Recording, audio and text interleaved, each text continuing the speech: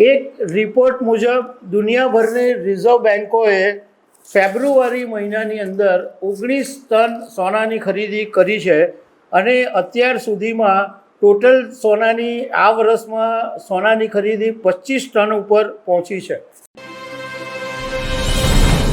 America અને ઈરાનના સંઘર્ષ વચ્ચે જો તમે એક બાબતોની નોંધ કરી હોય તો તમને આઈડિયા આવ્યો હશે કે સોનાના ભાવ છે એ કમ્પેરેટિવલી સ્થિર રહ્યા છે.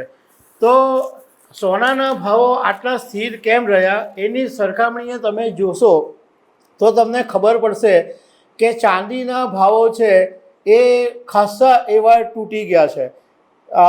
જાન્યુઆરીથી અત્યાર સુધીમાં લગભગ 2 લાખ રૂપિયા જેટલા ચાંદીના ભાવ તૂટ્યા છે.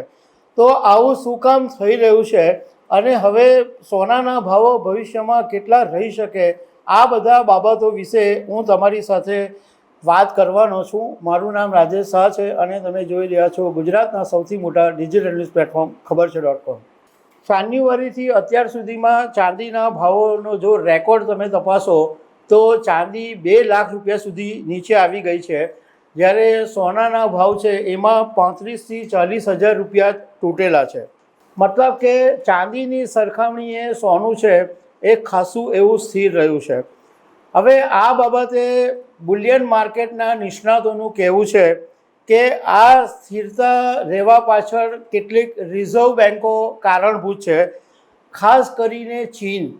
કારણ કે ચીન છે એ લાંબા સમયથી સોનાની ખરીદી કરી રહ્યું છે અને યુરોપનો એક નાનો દેશ છે પોલેન્ડ, એણે અત્યાર સુધીમાં સોનાની અંદર આક્રમક ખરીદી કરી છે.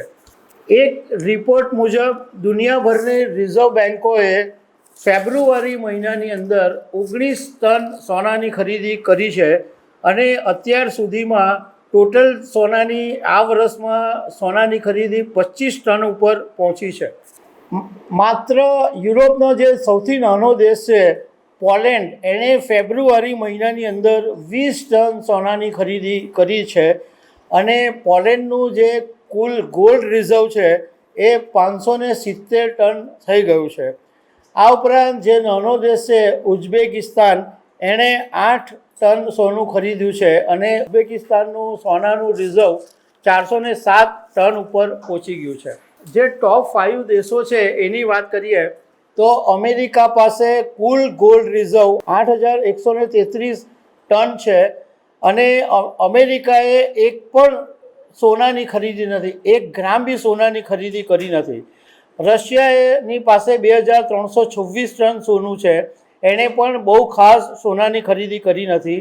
ચીન પાસે 2,305 ટન સોનું છે, એણે 17 મહિનાની અંદર 225 ટન સોનાની ખરીદી કરી છે. ભારતની પાસે 880 ટન સોનું છે અને 1 વર્ષમાં ભારતે 27 ટન સોનાની ખરીદી કરી છે. પોલેન્ડ